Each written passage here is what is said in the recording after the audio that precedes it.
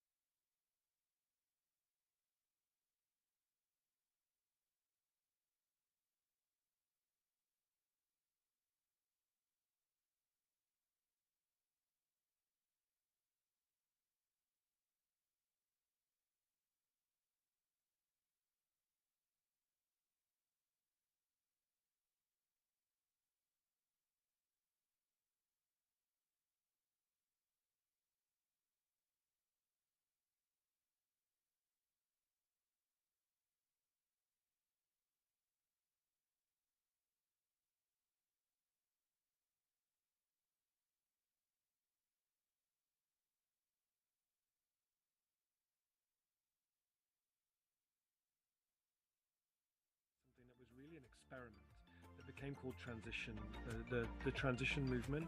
We started something called Transition Town Totnes, really just as something to see if there was a way that we could do bottom-up action around climate change and in our community. And very quickly it started spreading and spreading and spreading.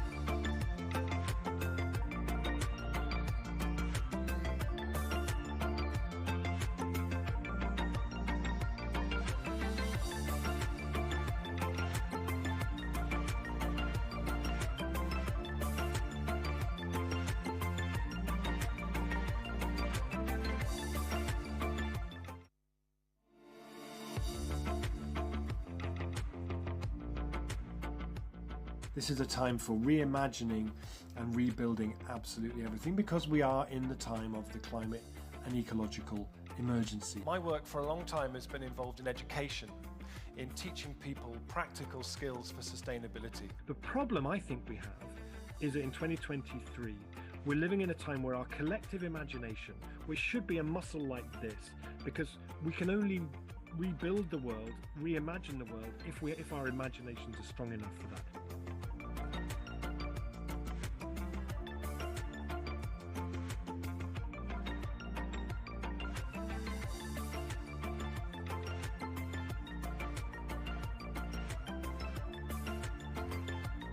In 2006, we started something that was really an experiment that became called transition, the transition movement. We started something called Transition Town Totnes, really just as something to see if there was a way that we could do bottom-up action around climate change and in our community, and very quickly it started spreading and spreading and spreading.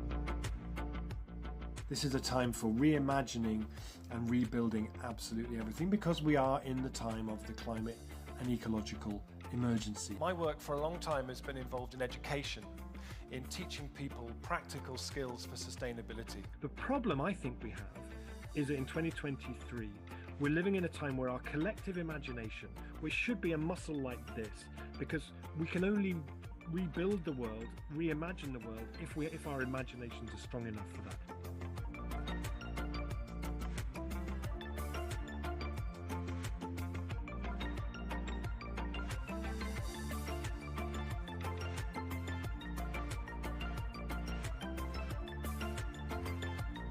In 2006, we started something that was really an experiment that became called Transition, the transition movement.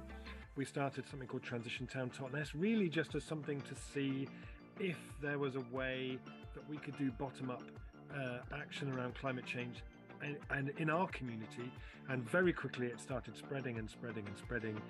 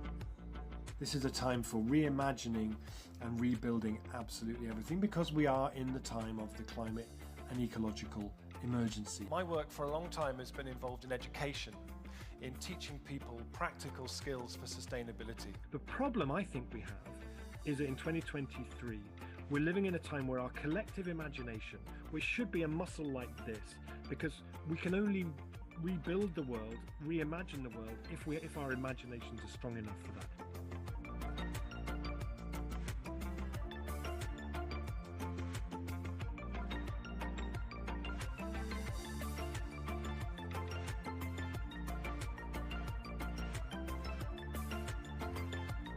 In 2006, we started something that was really an experiment that became called Transition, the transition movement. We started something called Transition Town Totnes, really just as something to see if there was a way that we could do bottom-up action around climate change and in our community, and very quickly it started spreading and spreading and spreading.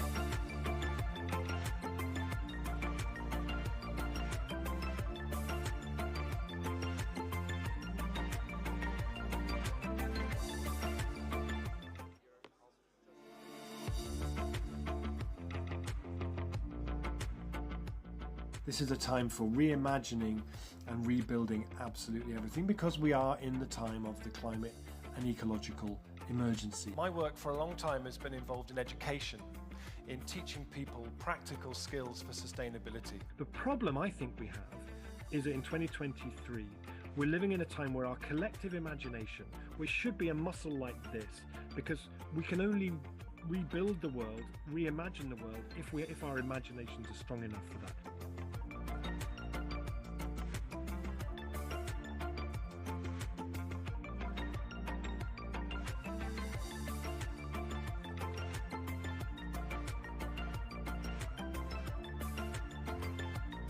In 2006, we started something that was really an experiment that became called Transition, the transition movement.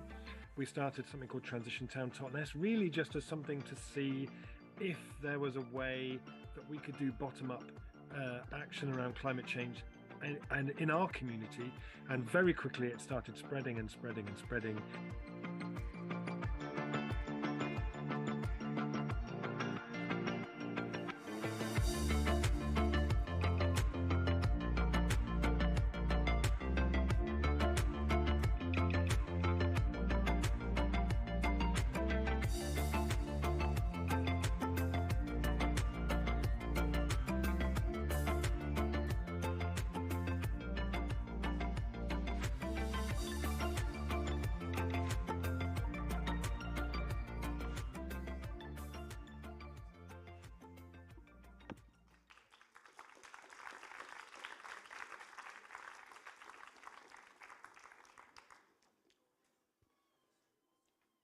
Dear Professor Hopkins, dear all, imagine a world where our communities are resilient, our environment sustainable, and our future brighter than ever before.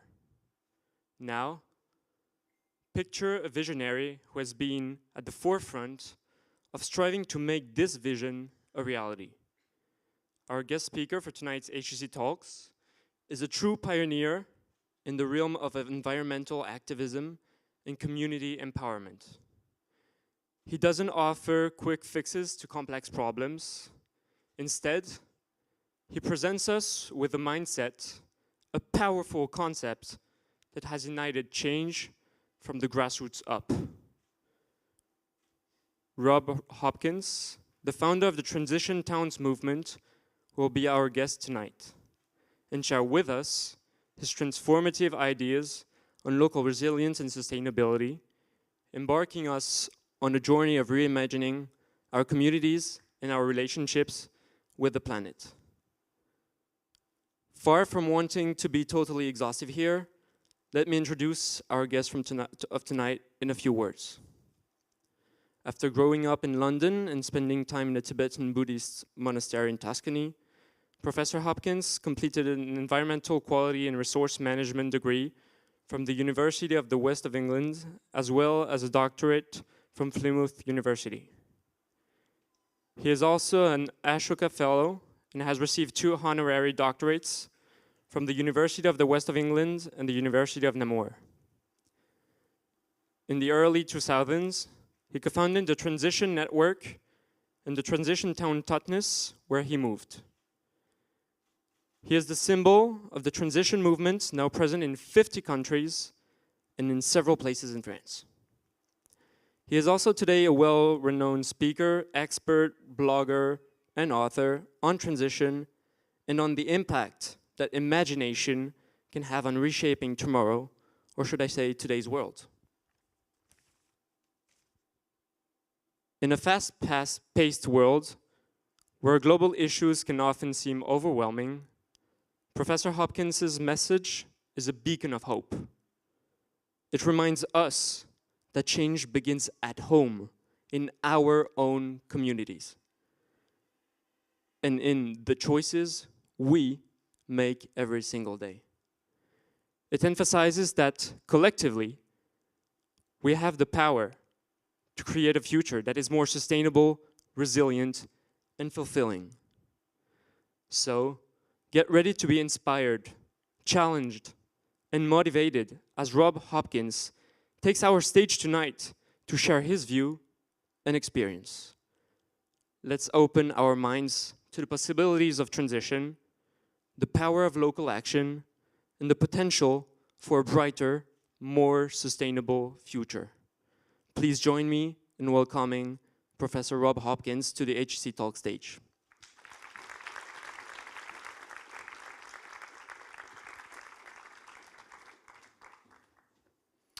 Good evening, everybody. Lovely to see you all. Thank you for being here.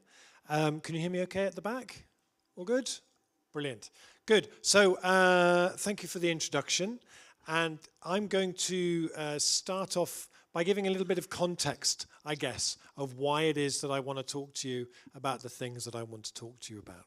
So this is trying to just place where we are in a historical context. So everything that we associate with human civilization, from the building of the pyramids, the discovering of agriculture, through to the paintings of Van Gogh, was happened during this very stable period of climate change where CO2 concentrations never went above 280 parts per million. And within that, everything that we associate with humanity has flourished. We are now outside of that. We have broken free from that into completely new and uncharted waters. We have increased 1.2 degrees already on pre-industrial levels, and we have released carbon dioxide into the atmosphere already that weighs more than the sum total of everything that humanity has ever built in terms of that carbon. And that is starting to change the atmosphere, and we are on target to go beyond 3 degrees of warming, which is absolutely catastrophic. Recently, the French Environment Minister announced a study to look at how France can adapt to 4 degrees of warming. I can save you the bother of doing that. France cannot adapt to 4 degrees of warming. It is impossible. Already at 1.2 degrees, we see many, many catastrophic things happening around the world. So we need to get back into that rather than keeping going outside of it. We see the impacts already around the world. The disastrous flooding in Libya yesterday, 20,000 people killed there. The fires in Maui. Climate change is not something that will happen in the future. It's something that's happening now. And the impacts, the people who are affected by that are the people who are least responsible for creating it. The average citizen of Mali has a carbon footprint equivalent to the average British kettle. And the average person in Nigeria has a carbon footprint equivalent to the average American fridge. And actually, it's the places where people are going to be moving from who are least responsible for creating that. So this is the last graph I'm going to show you all evening. It's far too late in the day for too many graphs. But this is really important because even if we follow the Paris Agreement, which is already not ambitious enough, it means that by 2030 we need to have cut emissions by 48%. That's huge. That's never happened before. And at the moment, we see lots of governments around the world just taking slower and slower action and being like, well, they're not going very fast. Maybe we won't go very fast, rather than having a race to get there first. What I want to try and impress on you this evening is we can look at this and we can think, oh, that's very hard. Oh, maybe we shouldn't bother. I think it looks impossible. Or we can look at that and go, that could be the most exhilarating challenge, the most extraordinary time to live through if we actually did that and we cut France's emissions by 48% by 2030 and we ended up in a place that was better than where we're starting from now. What would that be like? What would that process look like? And recently the United Nations published a report. They said any chance of staying below 1.5 degrees is now finished unless we see what they called a rapid transformation of society. So this was how all the newspaper articles were, all the magazine covers, 1.5 is finished, say goodbye to 1.5. I didn't see a single magazine cover or headline that said, why don't we do that rapid transformation of society thing? Wouldn't a rapid transformation of society be an exciting and thrilling thing to live through? So we forget about that part all too often, I think. And the Institute for the Future in America have this beautiful saying on their window, any useful statement about the future should at first seem ridiculous. I think we have reached a point now in the climate emergency where we have fiddled about and procrastinated so long that really now any solutions that anyone proposes that don't initially seem at least a bit ridiculous are not ambitious enough. I'm really here tonight to urge all of you in the work that you do to be a lot more ridiculous. That if somebody says, that's ridiculous, that you're able to go, yes, I know, thank you very much. And you wear that like a badge of honor rather than going, oh, really, sorry, I'll come up with something more sensible for you. You know, we need to be really bold and ambitious in terms of what we're doing and what we're proposing. And a lot of my work is inspired by this T-shirt I saw this young woman wearing at the Black Lives Matter protests in Washington in 2020. I've been to the future, we won. And it kind of gave me goosebumps when I first heard it, in terms of how different is it going to be if the activism that we do, the campaigning we do around climate change is actually like that. We don't just think we can trigger the sort of change we need by talking about collapse and extinction and how terrible everything's going to be, but rather we can bring a future alive that is delicious and extraordinary and something to run towards, and then we're able to create the ways of making that happen. So I'm going to start with doing a little exercise with you, if I may, which first of all requires you, I think some of you do it already, but if you see me put my hand in the air, then you put your hand in the air and stop talking. Quick practice. Thank you very much. Very good. And the other thing is that you're going to need to find a partner. Ideally, somebody you didn't know when you came here today. So we'll just take a quick minute for you to find who your partner's going to be. You need to be in a pair for this to work.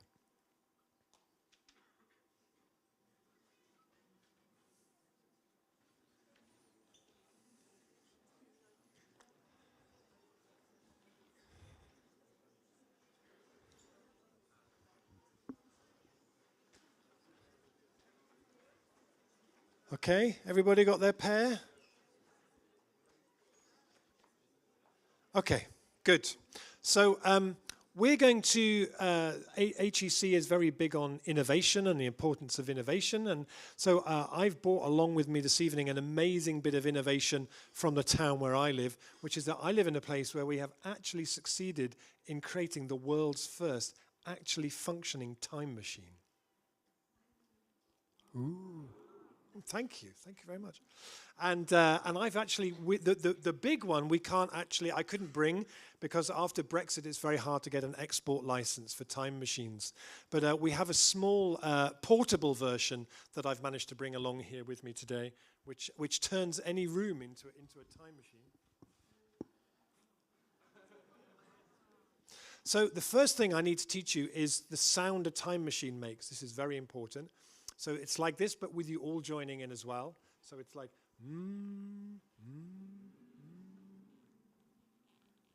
I don't think that's going to break the time barrier, really. One more time. Thank you. So I'm going to ask if you might make yourself comfortable and close your eyes. And in a minute, we're going to turn it on, and we're going to travel together to 2030. And the 2030 that we're going to travel to isn't utopia. It's also not dystopia. It's the result of us having done everything we could possibly have done during those 7 years. So it's the future that you long for, that you really, really want to see happen. And when we travel there, we're just going to sit for a minute or so in silence and just take a walk around and do it using all of your senses. What does it smell like and feel like and taste like and look like? Okay, so let's turn our time machine on and we're going to go to 2030.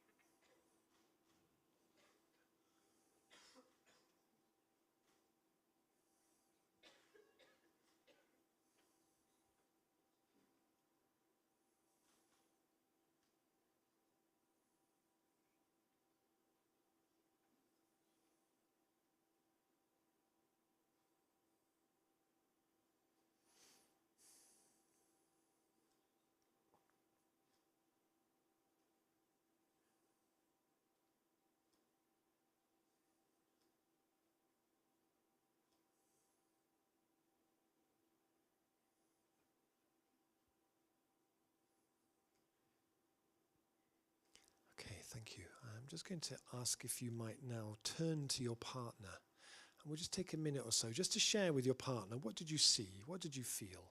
What did you hear? How was that?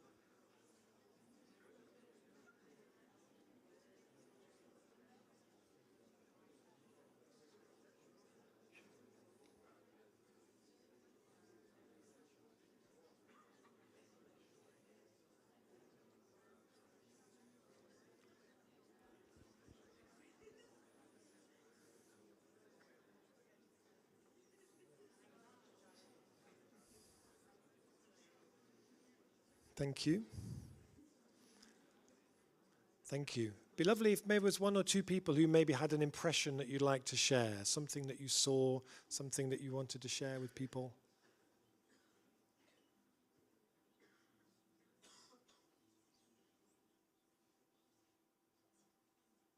Don't be shy. Yes.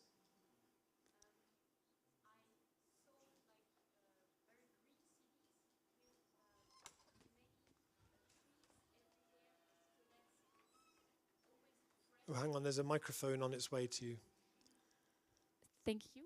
And it's always quite fresh, even in summer, thanks to all the trees and everything. And there is no cars, almost only like ambulances or those very important vehicles, and that's all. And people are like more friendly and like to share things. It can be food, it can be materials, I don't know. And yes. Thank you. Thank you very much. Anyone else? One more?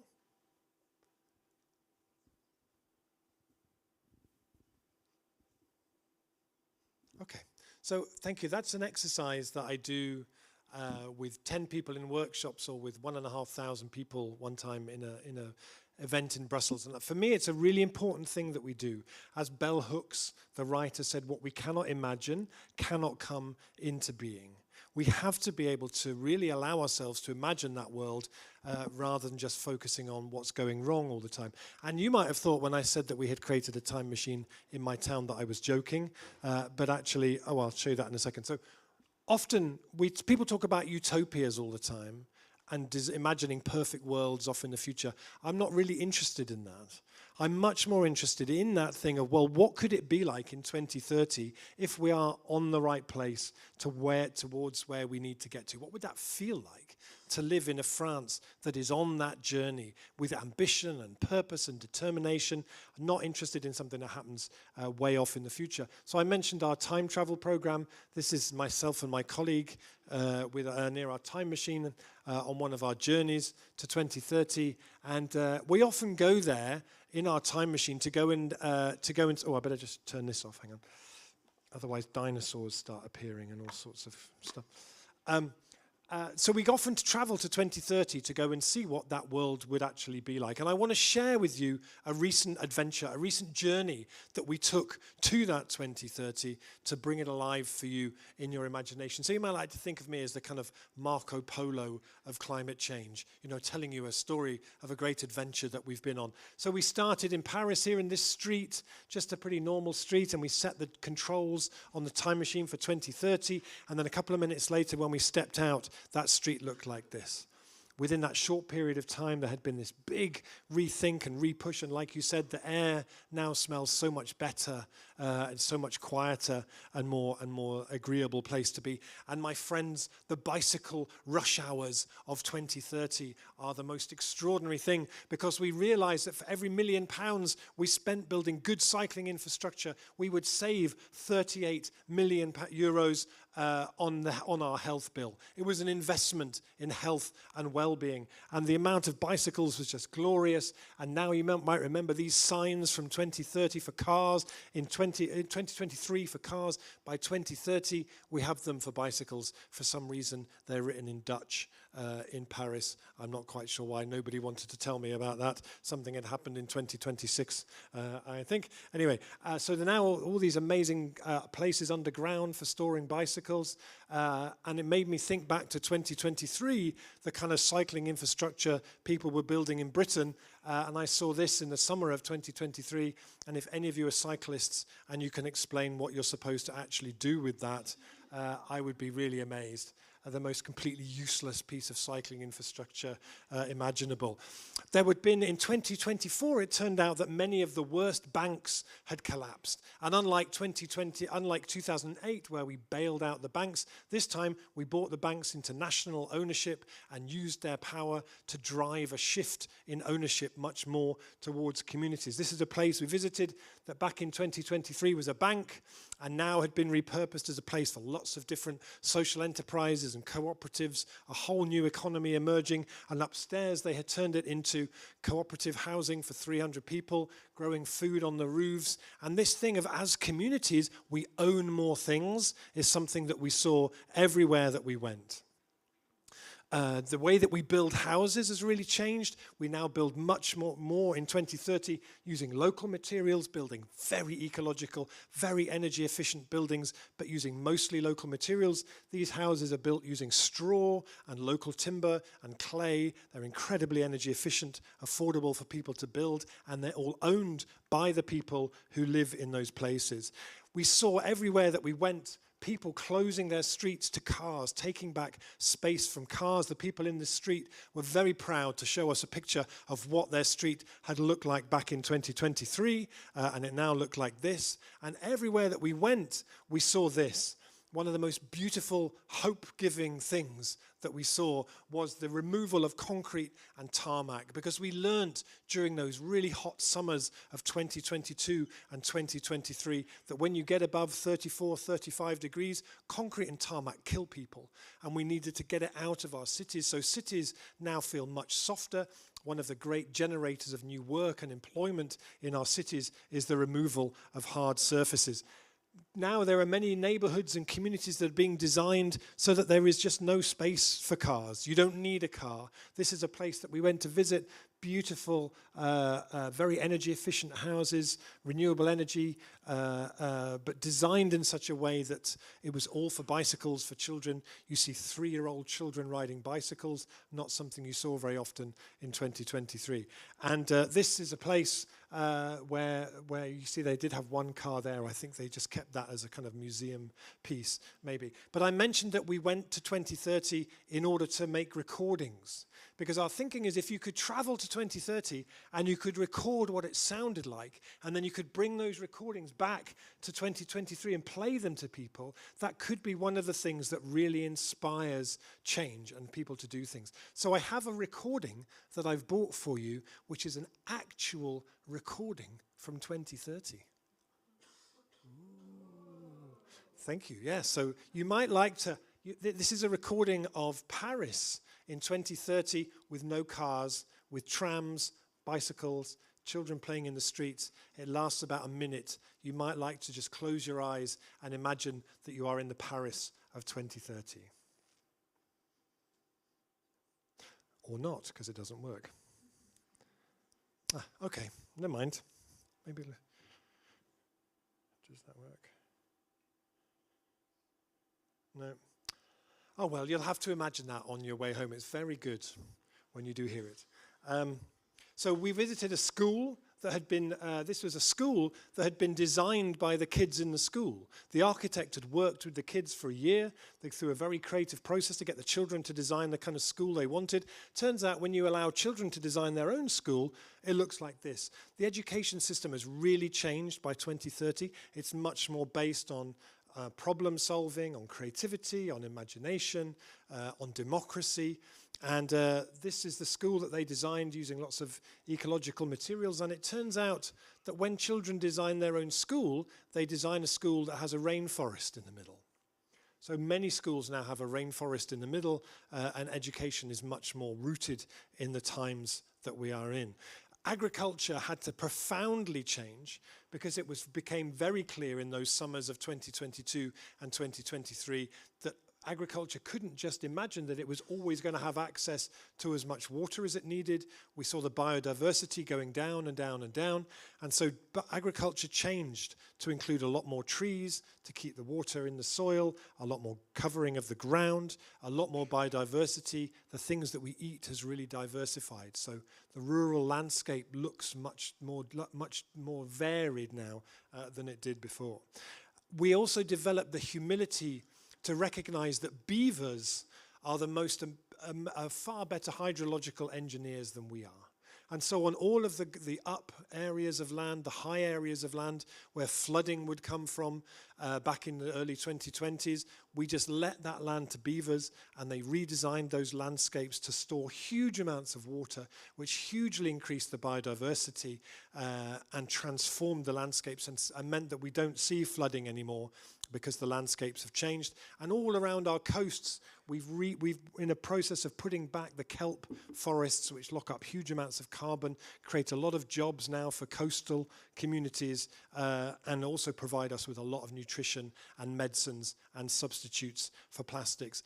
And democracy is something that we do as a much more regular practice. Citizens' assemblies are used at a national scale, a local scale, a city scale for making decisions in a way that's much better than what we did before.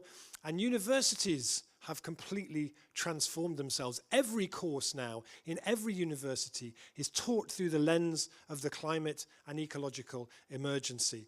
And so all around, the lawn has disappeared into food gardens. Everybody now learns to grow food. And every time universities need new buildings, they're built using local and ecological materials in such a way that the students are involved in all the different stages. This is a classroom we visited where they've used 1,500 old tires for the back wall that would otherwise have been thrown away. The food system has really shifted. This is a place that we went to where they had, where the municipality created a food garden here, which produces 80% of all the food for the local schools. And this model has now spread all across France to everywhere. Sodexo went out of business in 2026 because we didn't need them anymore, because we had a better model for people to use. And it also led to a whole culture change around food in terms of how people bought food, and health indices began to rise very quickly across the country. And this model, which started in Liège, the Liège food belt, where the city built a food belt around itself, creating many new food businesses, spread very fast as well. Communities investing in building a new food economy. Already by 2023 in Liège, this was the model the municipality was using to redesign its food system, how it procured food for all of its different organizations. This is now the model absolutely everywhere. And people, back in 2023, people said, yes, but it's too difficult, and how are we going to do, like if we have to do air source heat pumps to heat buildings, how will we do that for apartments? It's not possible. Actually, what we found during those 7 years was that it unlocked a huge amount of ingenuity, innovation, creativity, replacing chimneys on houses with heat pumps, different kind of really creative solutions, because we found, like we did through COVID, that when you recognize something is an emergency, things change very quickly and people can be very, very inventive. Now we generate most of our electricity from renewables, and more than half of that is in community ownership. So it's been a big shift in terms of decentralizing energy and how that happens.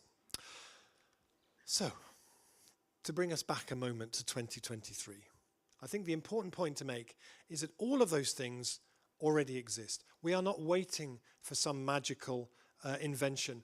The street at the beginning is in Amsterdam, the city with the bicycles is Utrecht, the bank repurposed is in Switzerland, the buildings made of straw are in Leeds, the crazy school built by the kids is in Madrid, and so on. All of these things already exist. As William Gibson says, the future is already here. It's just not evenly distributed. So when we look back from 2030 to 2023, what did we do that made this possible? What were the things in 2020? Say that again. What were the things in 2023 that were already happening that made that future possible. I think the first thing was that big organizations, big institutions decided to take really bold steps.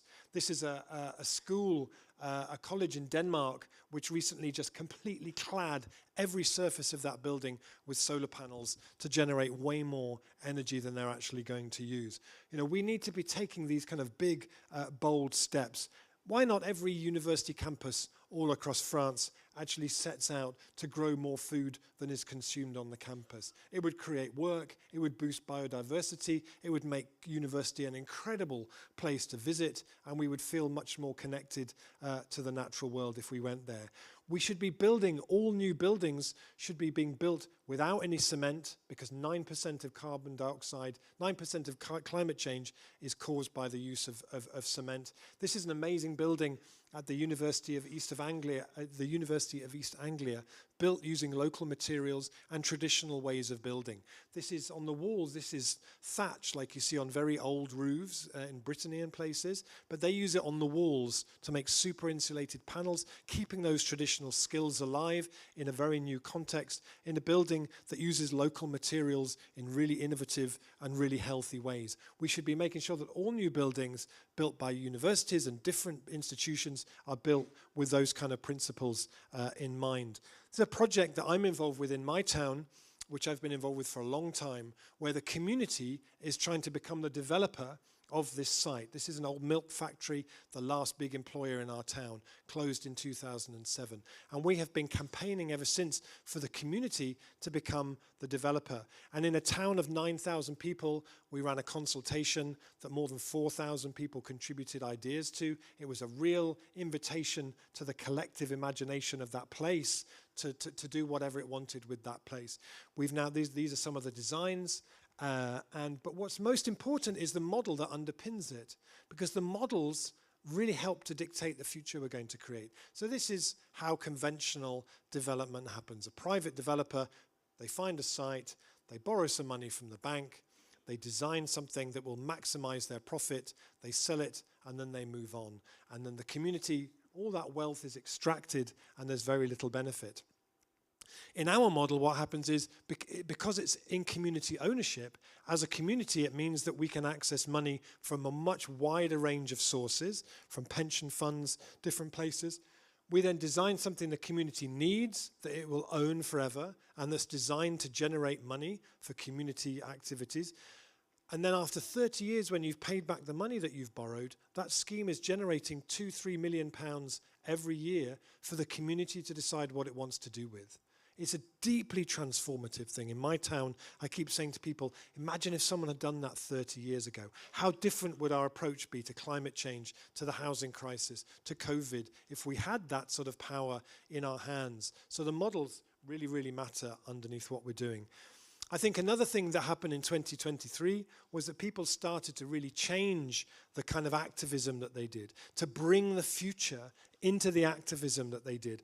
This is Extinction Rebellion in 2019 on Waterloo Bridge, normally full of cars. My wife is very involved with Extinction Rebellion. She's been arrested 7 times. I'm very proud of her. She's much braver than me.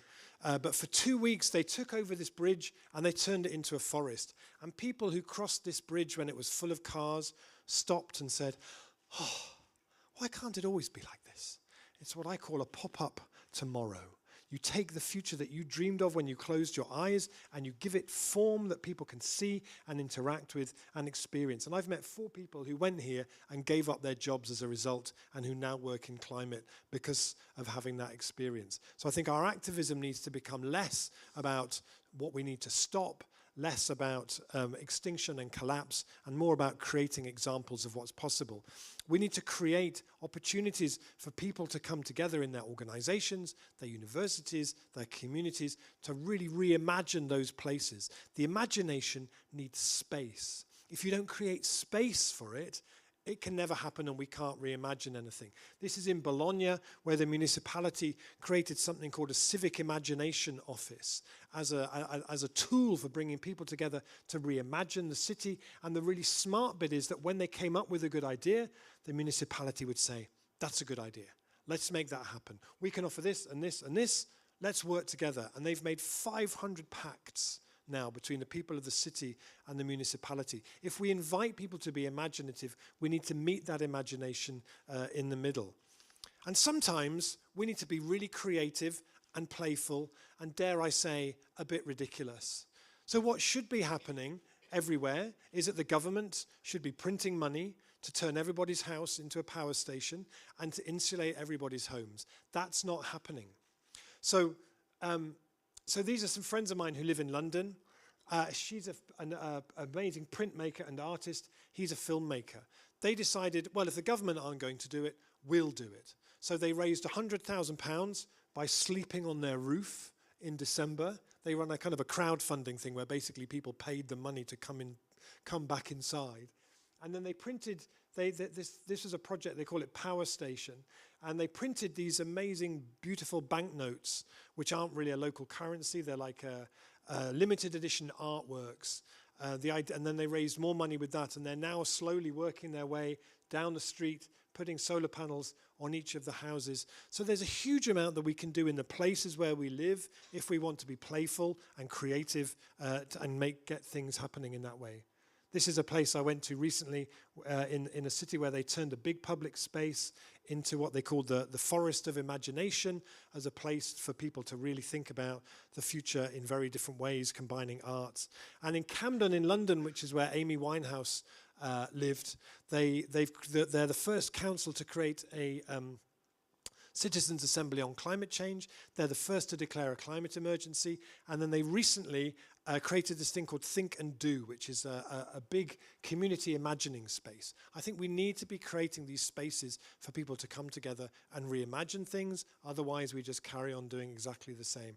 And one of the things that came from this was a training called Imagination Activist Training. So now lots of people who work in that local authority are doing this imagination activism training to bring into that organization that imaginative muscle, that ability, that willingness to be ridiculous, that capacity to ask what-if questions. We need to be getting this into everywhere, into every organization, because we have to create the space in which we can rethink and reimagine everything. So I mentioned before about the music, the recordings that we make. This is a lot of the work that I do. I've been involved in the transition movement for about 15 or 16 years. The last couple of years I've been doing more of this work around imagination and playfulness, and so I go and make these recordings of like the one I would have played you if it had worked. And then with those recordings, this guy, Mr. Kit, who's an amazing electronic music artist, makes these ambient music pieces using those field recordings, and his brief is that they should cultivate a nostalgia for the future. And I love these different ways that we can help people access that stuff. So that's, I think, my half an hour. And if you want to find out anything else about what I do, that's the website that I do. I do a podcast. I do a few different things. And I really look forward to your questions and the conversations that we're going to have. And thank you for time traveling with me. Thank you.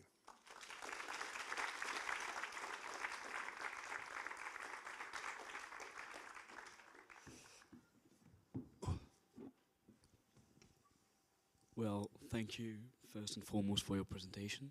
We are now going to move on to a few questions to get a better grasp of your thinking, if that's okay with you. Of course. So when we think about transition towns, and you mentioned that in your presentation, it often feels like a utopia. For instance, Christiania in Denmark was supposed to be a revolutionary concept, but it has difficulties reaching being the ambition of being a self-sufficient town that it had at the beginning. What do you think can be done to transform this idea of a utopia into a tangible reality? Thank you. Yeah, I mean, I don't feel like what we're trying to do in transition is a utopian project, really. And I think, there are projects. I mean, Christiania, how'd you say? I think it's Christiania. Anyway, that place in Denmark. I think that they started very much as a kind of anti-establishment, kind of anarchist community sort of project. And when we started doing transition, there were movements like the eco-village movement, where there are lots of eco-village projects around the world, which are great in that they act like laboratories for how the future could be. But the problem with them often is that they tend to be people who are like-minded, kind of getting together to do something together. And it always felt to me like actually a much more interesting challenge is how do we do this just in the places where we all live? On the street where we live with the people that we live with is a much more, rather than imagining we need to gather around us people who are just like us. Actually, it's much more useful to, the transition movement really came from saying, well, how do we bring the principles of permaculture design and sustainable thinking, but make them really understandable in a way that you can go neighborhood by neighborhood by neighborhood. And then you're kind of working, you don't encounter that sort of, I think with somewhere like Christiania, they created a very sort of, we're against the state, we're against the establishment. They created that dynamic. Whereas the transition movement is more like, what can we do in this place with the people that we have, the people who love this place, the people who are passionate about this place, with their time, the love that they have, what could we actually create? So it's more...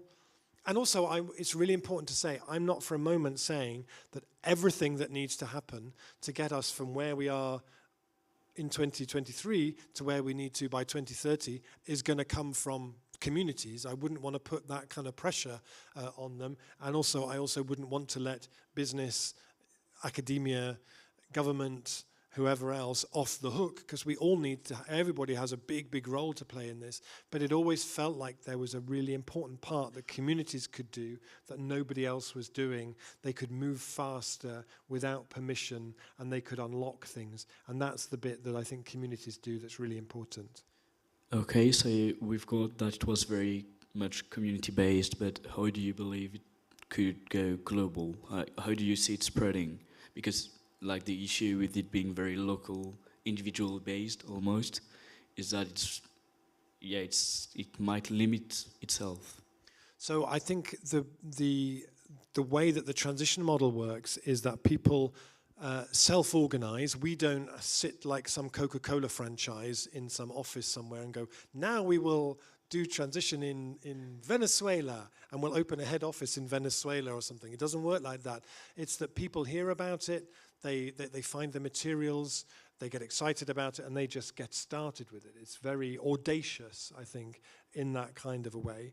And so if you look at a city like London, there is no transition London, because if you tried to do transition London, your head would explode, I think. But actually what happens is that you have transition in 50 different neighborhoods across London, working in a kind of identifiable neighborhood that has a name and an identity, and then those groups share and network with each other. So for me, you know, people will often say, yeah, but the community scale is too small, you can't do anything really impactful.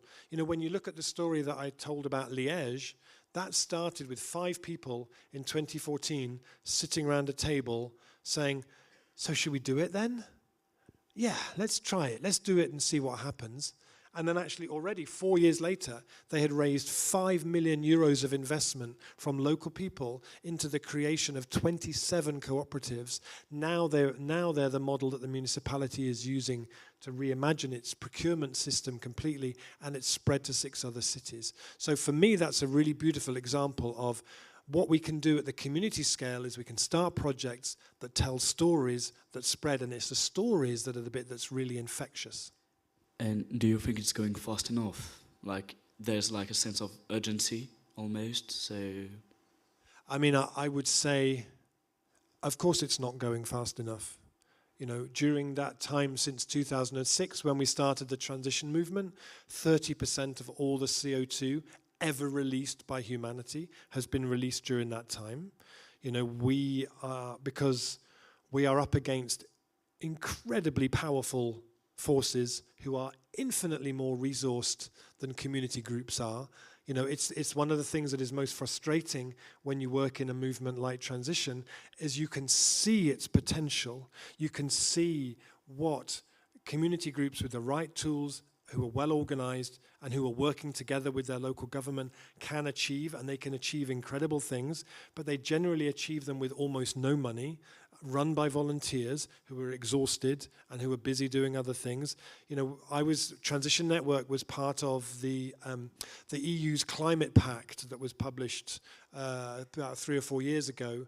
Transition Network was one of the parties who helped to write one of the opinions on that. And we said very clearly, you can't deliver the Climate Pact unless you involve communities. And you can't expect the communities to do that work on a Wednesday evening after they've put the kids to bed.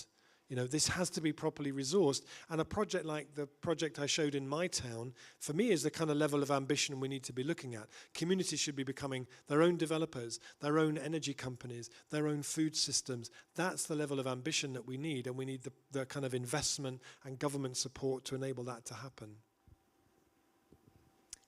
You also insist a lot on the importance of imagination to design tomorrow's transition. How do you reconcile imagination, desire, and dreams with the gloomy status quo and the reality of slow change? So I take a huge amount of inspiration. Most of the work that I do around imagination is really inspired particularly by a whole group of black women activists in the United States who are doing a lot of work around imagination and the power of imagination. And one, there's the prison abolition movement in the United States, which is an extraordinary movement, which is obviously about the abolition of the prison industrial complex, and how that then opens up all these questions about, okay, well, if we didn't have prisons, we'd have to think about education very differently, and housing very differently, and healthcare very differently. Yeah, okay, keep going. You know, and so there's a woman called Mariame Kaba, who's one of the great activists in that movement, who wrote a book called We Do This Till We Free Us, which I really recommend. And in that book she said, we must imagine while we build, always both. So I would never for a moment say we just need to sit around imagining all the time. But at the same time, if all we do is just do stuff, and we don't take the space and the time to sit back and really look at, well, where are we going, what's the vision, and trying to keep everybody going with a vision, we're never really going to get anywhere. There's a woman who I met called Gabriela Gomez Montt, who worked for the mayor of Mexico City, where she created in his administration something that was conceived of as being a ministry of imagination, which sounds like something from a Harry Potter book. But actually in Mexico City, that's what they created. And when I spoke to her, she said, you know, people say, oh, imagination is just a nice thing to have. But she said, imagination is not a luxury. And I put that in the last book that our imagination is not a luxury. And for Christmas, my mum made me a T-shirt with imagination is not a luxury written on it. And it feels like a really important thing to bear in mind. This is not something that's just a nice to have. It's integral to us being vibrant, alive, creative human beings, I think. So according to you, civil rights and sustainable development go hand in hand, or is it just that the thought process is the same, or are they connected? I mean, it's why whenever you go on big climate demonstrations, people say, what do we want? Climate justice. Because it's not just about tackling climate change. We could create a very low carbon future, which is a horrible, horrible place to be. And we see, you know, with the rise of authoritarian governments, that we could end up in a place where that's really bad. So it's what I try and do, and what I tried to do here was to say, actually, we need to look at all of this together. It's about how we grow food, how we practice democracy, how we work together, the economic ownership models that underpin all of this stuff. All of this really needs to be looked at together, I think, because climate change is really a once every 400-year opportunity to reimagine civilization. And what are we here for? There's a guy called Indy Johar, phenomenal, runs an organization called Dark Matter Labs. He said, actually, we should be talking about the great peace, that we're building towards the great peace. We're in a time when we are at war with each other, we are at war with nature, and we're putting the whole survival of everything at risk. And we need to be talking about this shift that needs to happen as being a great peace. And I think it's like, that's why, you know, for me, it gives us the opportunity to put right all the other things. Climate change is just a symptom of a system that is broken and completely out of balance and has all the wrong ideas underpinning it, and this is the opportunity to rethink that. Okay, and one last question from us, if you may. What would be your advice to us, especially business students, to be actors of this transition in an effective and remarkable way? So I would say that you are among the most amazing, bright, brilliant young business minds in the country. And 10 years ago, I would imagine, or 5 years ago even, a lot of young people come to HEC and your kind of purpose, your dream is to say, I want to either go into a very, very well-paid position, or I want to create a business that does so well that maybe I can retire before I'm 40 or something like that.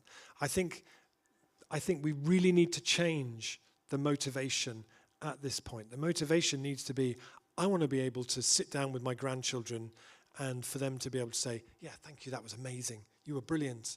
You know, this is, you know, I'm not a business person. I don't have that much of a business brain. But this transition, this shift is going to need everybody.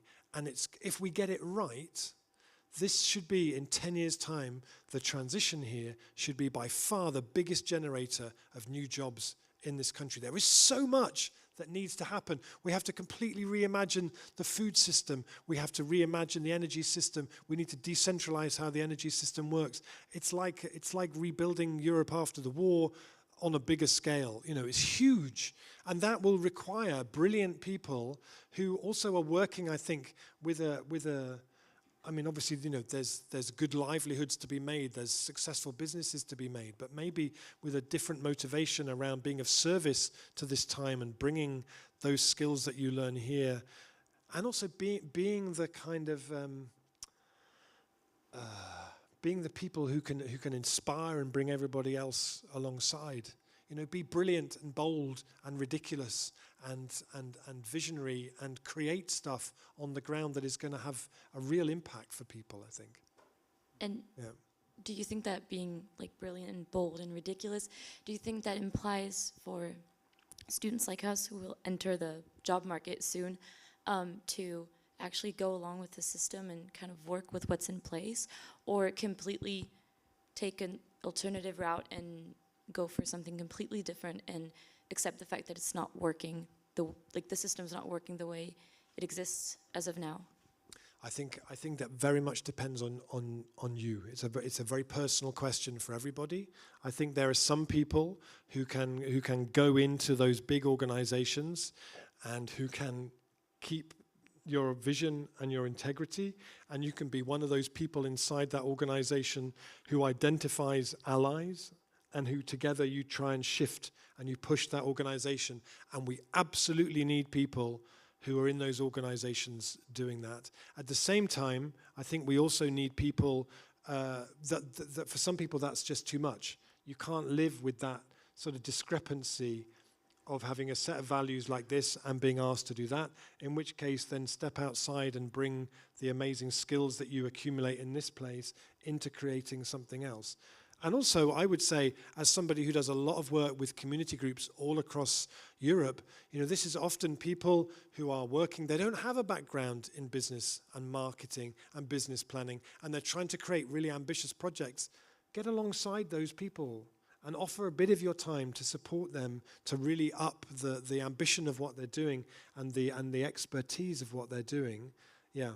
But we can be playing an active role and being of service to this change in many, many different settings, I think. Well, thank you. We'll now be having a few questions coming from the audience. So if you would just raise your hand and you'll be handed a microphone.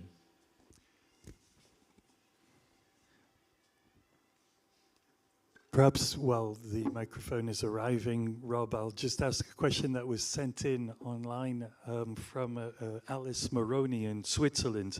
I'll leave to the end her position. Her question is, my question is on the impact and awareness around fast fashion. on the one hand, there is a focus on the negative effects of this industry, yet its profits and markets continue to expand. In other words, we seem to want more and faster. How do you tackle such a situation? Thank you. Thank you for the question. I think it's pretty clear that we need to move away from being an economy that's based on stuff and the consumption of stuff to being an economy that's based on creativity and experiences and collectivity. And you know, the average person in Sweden consumes 27 tons of stuff every year, and the global average is 1.5 tons. You know, we in the global north live way, way, way beyond our means, and I think fast fashion is one of the worst manifestations of that, this kind of throwaway culture. And there's some really exciting stuff, I think, happening in the world of fashion around reuse and you know, finding ways of repurposing clothes. Most of the young people that I know in the UK don't really buy new clothes very often. They buy second-hand clothes and wear them with other things and swap them. And there's a new kind of culture around fashion, I think, emerging with young people about creating your own style with things that you find, things that you have. And that feels kind of more exciting to me. You know, we can't carry on having an economy which is just in raw materials make something and then just throw it away. It's been absolutely catastrophic and it can't continue. And so to create a more circular economy in fashion is one thing, but also I think we need to really be looking at reusing and repurposing what we have in very different ways. Yeah. And that was a question from Alice, who is the External Innovation and Alliances Manager at Philip Morris. I didn't want her position to taint your answer. Next question. Thank you. Okay, thank you very much.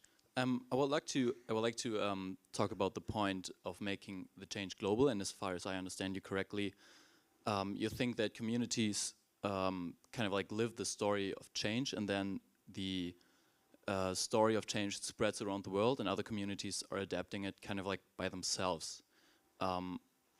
Where do you see the drivers for that, and maybe how can we leverage that? I think the drivers for it come from stories. You know, there's a woman called Walida Imarisha in the US who's a kind of Afrofuturist science fiction writer who says all organizing is science fiction. All activism is around science fiction and stories. And so what we try and do in the transition movement, my role for years has really been to be a storyteller, is to listen out, to be watching this movement, this network all the time, looking for the really interesting stories like the one I mentioned in Liège, but there are thousands and thousands of others, and then to share those stories in different ways, through films, through podcasts, through blogs, through whatever it is, because it's the stories that are the things that really spreads it and make people think, oh, we could do that. Yeah, that sounds, I think we could probably manage that. So one of the beautiful things when you build a network like we have in transition is that when one place comes up with a good idea, that idea can spread and replicate very quickly. Other places go, we'll do that, and you make that available, and these things really spread. So we've seen in the UK, for example, we 3 years ago got funding from the National Lottery to create a national transition support organisation for just England and Wales, and we get like £250,000 every year. We distribute as grants to those organisations, and the most they can apply for is £10,000. Communities do amazing things with £10,000, and there's all kinds of projects that then we go back to them and say, what did you do? And we collect their stories to inspire people to do different things. If we could give them £100,000, if we give them £1 million, it could be really extraordinary. You know, we are up against oil and gas companies with budgets. Like it's something like somebody said that basically oil and gas companies have made the equivalent of £20 million a day from the day of from Jesus's birth every day, 20 million. We can't even begin to imagine what that would be like. So we need to find the ways to raise the finance ourselves. I mentioned Liège, they raised 5 million euros. That project, there are community energy projects in the UK that have raised 15, 16 million pounds. So for me, the thing that I always say to community groups is they need to think a bit more like you. They need to be bringing an entrepreneur's way of thinking to what they're doing. Because if we're just going to end up trying to do change on the scale that we need with volunteer groups who meet once every month in the pub, and everybody's volunteers, then you are probably going to end up with pretty much exclusively middle-class, white movements, because they're the people who have a bit of spare time. They have the kind of skills and the confidence to think that they can do things. This has to be something that creates jobs for people. And like I said, in 10 years' time, this should be the biggest creator of new jobs. And so we run a project in the Transition Network called Reconomy, and Reconomy is about supporting communities to think more entrepreneurially, to rather than just designing a project and think, oh, it'll always be run by volunteers. Well, actually, if you think about it differently, this could create 6 jobs for people. You know, in my town, we started a brewery. It employed 12 people. You know, that's the kind of thing we need to be doing rather than saying, let's do a volunteer beer making project. Actually, no, let's get serious about this and start creating work for people. So we need you as much, really. Thanks. So before the next question from the audience, there's an online question from Marco in Paris. He asks, do you think that the sustainability movements in Europe will help developing countries that are looking to grow, but which usually are offered solutions that come with increased carbon emissions? Yes, I do, absolutely, because I think that one of the, I was teaching in a class here today and we had that same question. The global north has, you know, I was talking about how I found out recently, you probably already knew this, but I found out recently about how after the war, when the Marshall Plan was created, where the United States paid to rebuild Europe, one of the conditions of that was that European countries would agree to say that 60% of programs shown on television and films shown in cinemas were American films, because it gave them the opportunity to basically export the American dream and the American consumerist model to audiences all across Europe. It was a very, very smart piece of story management, in a sense. So my sense is that actually, at the moment, one of the reasons why in many parts of the world there is this pursuit of this particular concept of what constitutes progress and what constitutes development is because that's the model that the global north is exporting and pushing. Whereas actually, if what we can do here is to create a different model and model a different approach and show that actually we're flourishing and having a much better way of doing things by taking a very different approach, that's a very, very powerful way of doing it. If we can build better food systems that build more resilience, and we're doing that in solidarity with places in the global south to build their own food sovereignty, protect small farmers, protecting indigenous people and so on. You know, it's about alternatives to development rather than development. And I think that one of the ways that we start that is by modeling a very different story of what makes progress here. Thank you so much for being with us tonight. I had a question because I found myself quite surprised to hear you talk about, you know, new transportation ways, new way to imagine the future, to construct buildings, but not a word on meat. I was quite surprised not to hear about that. Yeah, thank you. Actually, usually, it's funny because I do this presentation quite a lot. There's always some bits that I put in and some bits I leave. I kind of remix depending on the thing.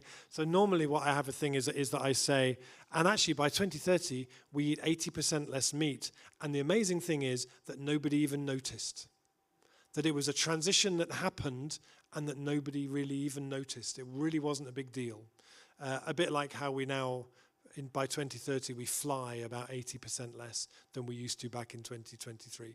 But the thing with the meat, yeah, is for me, I find it extraordinary. I don't know how it is here, but certainly in the UK, I think the growth of plant-based milks in the last 5 years has been just extraordinary, way ahead of what anybody could have predicted and anticipated. So yeah, for me, obviously, and I should have, thank you for the reminder, I should have mentioned it, but absolutely, that would be a huge and really vital part of it. And the de-escalation and dismantling of intensive animal agriculture is one of the most fundamental elements of this transition being able to work. It's one of the main things that all of you can do if you're really serious about having a role to play, is to massively scale back the meat and dairy that you consume. Yeah. Thanks for the reminder. Back to our online audience as the microphone travels here in the Salle Bellon. Leah in Berlin asks, how can we prepare people to create this imagination and anticipation? What are the conditions to help them to develop their creativity, in other words? That's a very good question from one of the most creative cities in Europe. Thank you. So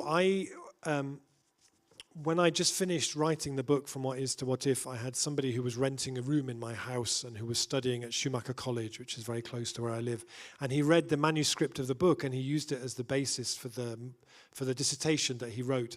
And he created something, together we created something called the Imagination Sundial, which you'll find on my website, which is our attempt to identify the different elements that allow us to really boost the imagination at the speed required. And there were 4 things, and I've come to think we need to add a 5th. So the first one is space, that the imagination needs space.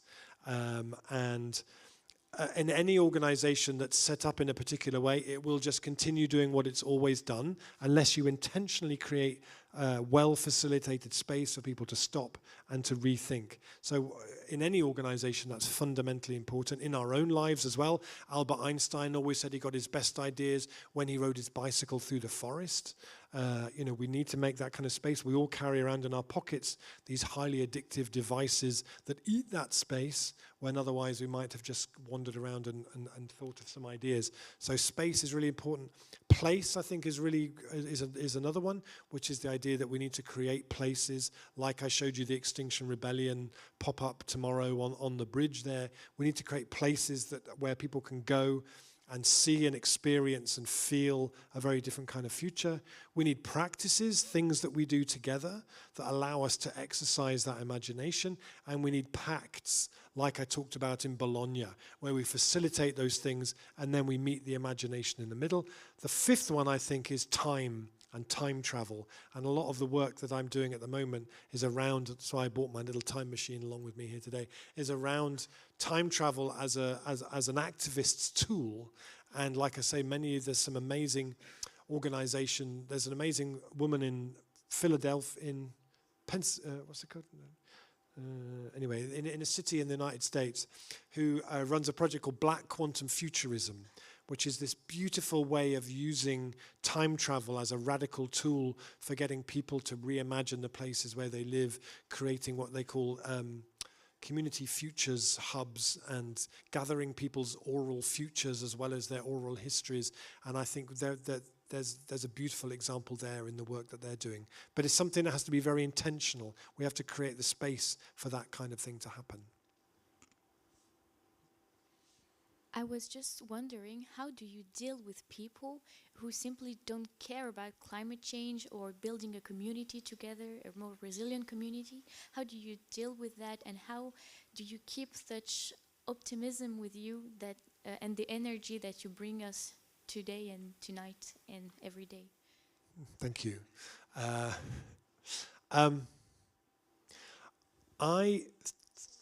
I wonder is there anybody here who understands climate change science, who has ever had a conversation with somebody who doesn't believe in climate change, where they've managed to convince them that they're wrong?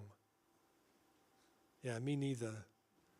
I think I did once on Twitter. I engaged someone on Twitter for about 3 days and managed to convince him to go and read a book about climate change. But that was the only time. My sense is that we're all very busy, right? And we all have a certain amount of time for our friends, a certain amount of time for our family, for our studies. We have a certain amount of time that we can dedicate to making change happen. My sense is that that time and that energy is much, much better spent finding the people around you who are excited, like you are, about making change happen, and then just getting on and doing something with those people. You don't need to convince people. Certainly, trying to convince people who are our very near family that they're wrong about climate change is a very good way to make lots of conflicts that last for a long, long time.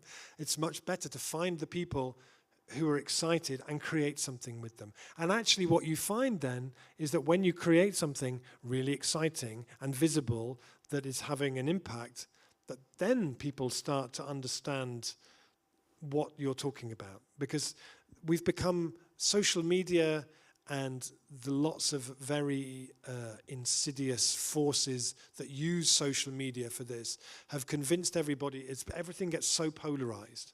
You know, people who believe in climate change and people who don't believe in climate change, and they get further and further apart from each other.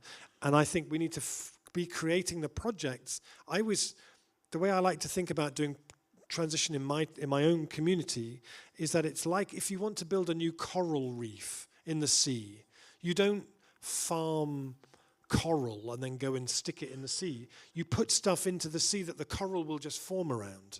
So often they throw loads of old cars in a particular pattern, and then the coral will then form around it. I feel like we need to be creating those sorts of things in our communities that have lots of kind of surface area to it. So in my town, the Transition Town project there's a food group that does all kinds of different projects. They have a project where they just grow food in the street, and anyone can take it, and anyone can come along and help to plant it. They have a tree planting project where they plant heavily cropping nut trees throughout the different unloved corners of the town. They have a project where they go and collect surplus food from a local organic food business, and they distribute it to low-income households. There's loads of different ways into that. You don't have to believe in climate change.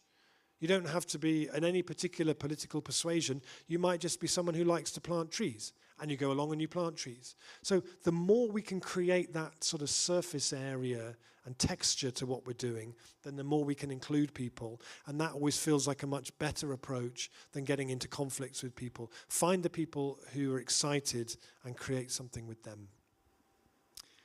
Here's a question that's vaguely linked in some ways, and we're going to travel this time without any carbon footprint to Islamabad, Pakistan, from where Haroon sends this in. Thanks to the Transition Network, you've gone from local to global, 50 countries, that's a quarter of the United Nations, and back. I mean, how are those politicians at the top who arguably can accelerate your agenda responding? Perhaps you meet them from time to time to discuss these issues. Thank you. Not very often. I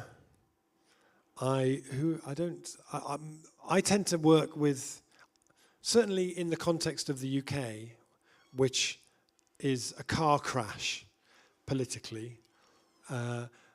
I've kind of given up on the idea that change of the scale that we need will come from national politics, because it's become so compromised and affected by lobbyists and so on. I think that the change that we're going to see happening will come from city administrations, local administrations, regional administrations, local business, communities, educational establishments working together. And when I see the most exciting examples that I see, those are the kind of coalitions that happen. In transition, we use this term, the power to convene, which is that one of the things that transition groups can do is they can get together in the same room a bunch of people who would normally never sit in a room together. And we can use that power to bring those people together to get the kind of conversations happening that we need to happen. So that's my sort of sense. I get lots of invitations in my own work. I basically go where the invitations take me, and the invitations tend to come from city governments, regional governments, local governments, businesses, communities, and that's where I go, and that's where I see the energy. I don't often get invited into the national seats of power. Not yet, anyway.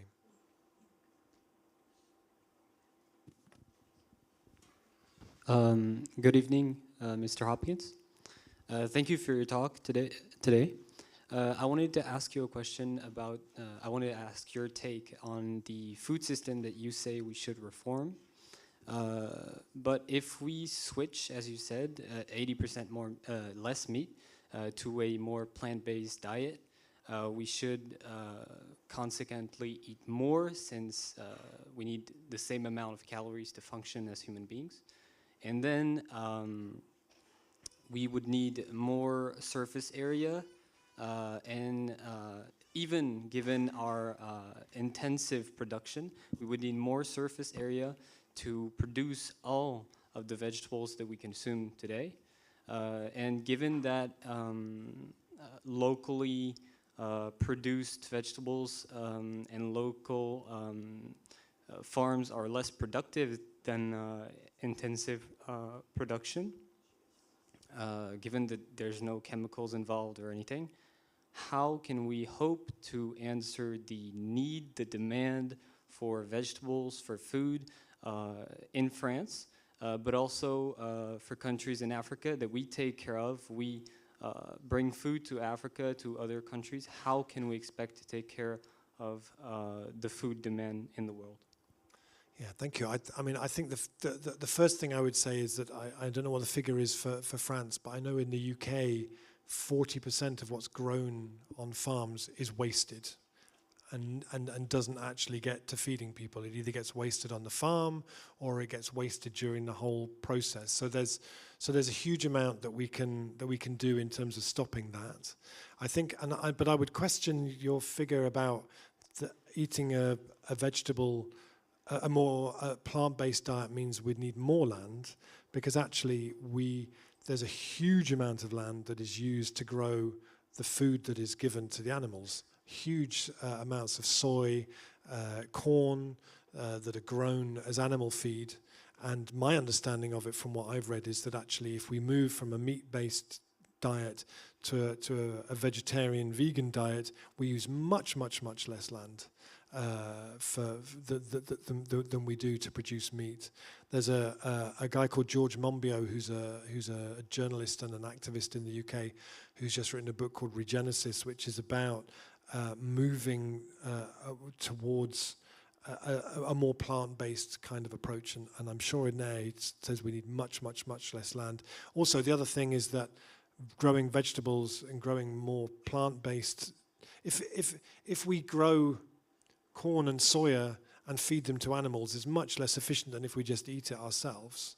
And then also we don't have all the problems with methane. The kind of industrial animal production is hugely environmentally destructive in terms of pollution and nitrates and methane emissions, as well as just suffering on an enormous scale. So I don't know what the figures that you're saying come from, but my understanding is that if we move to a much more plant-based diet, we would need a lot less land, actually, and less water and so on. And my sense has always been that we need to be moving towards a more resilient food system here.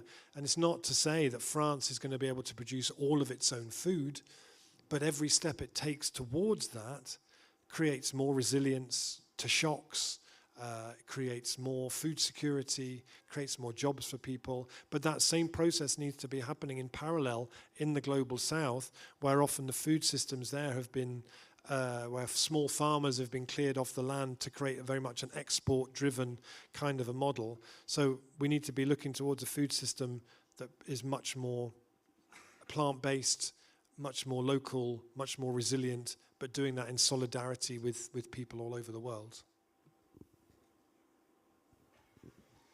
Hello, Professor. Thank you so much for your speech today. I have a question on circular economy. Yeah.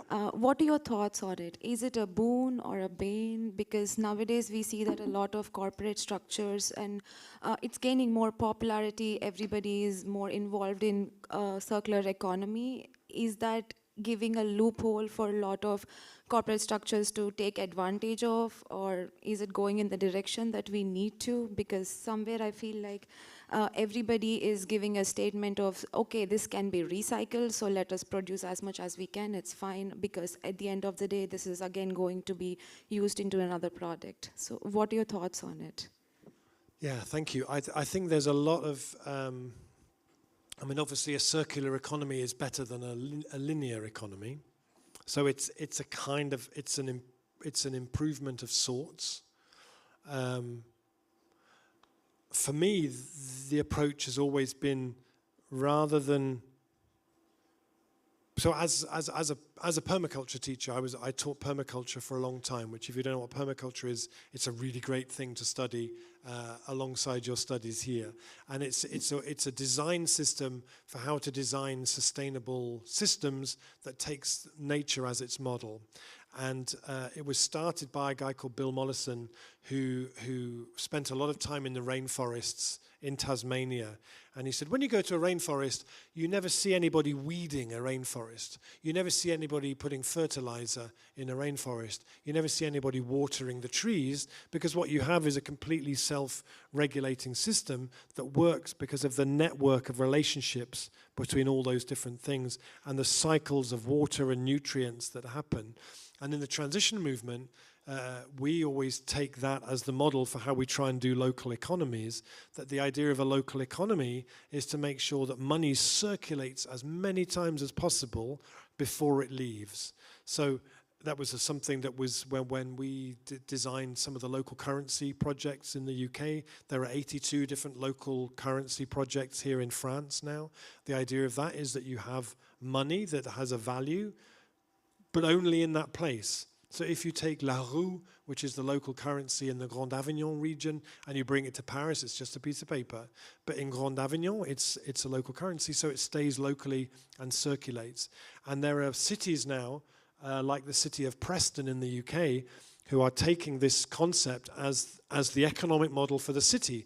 Our role as the municipality for the city is to put in place the infrastructure that means that money will circulate as many times as it can before it leaves. So we create cooperatives rather than allowing a company like Sodexo to run the laundry and the food supplies for our local hospital. We'll create a co-op to do both of those things, so that money will stay locally and circulate, and make sure that they use local suppliers, and you start to create that. That feels much more interesting to me. It's more like a sort of micro-circular economy rather than just a big circle of businesses doing that with each other. You take that down into the economy and how money is transferred around within that economy. The other thing I would say is that for me, a model that is much more useful is Kate Raworth's donut economics model. Does anybody here, have you come across donut economics?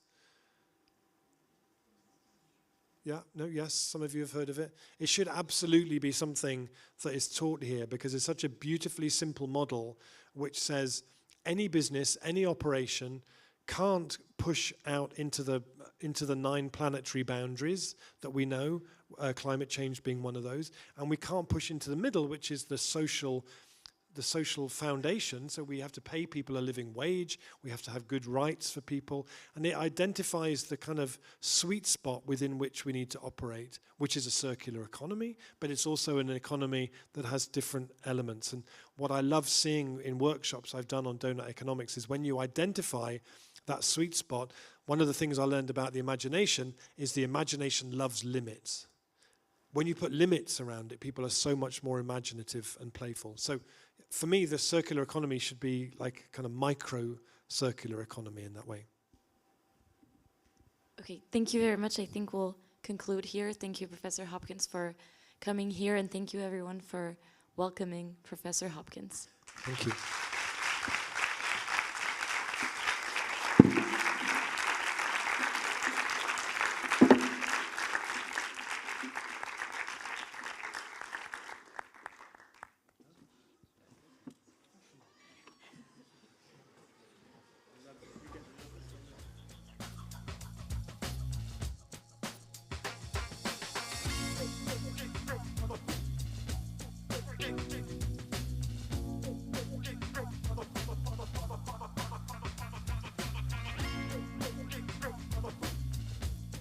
Big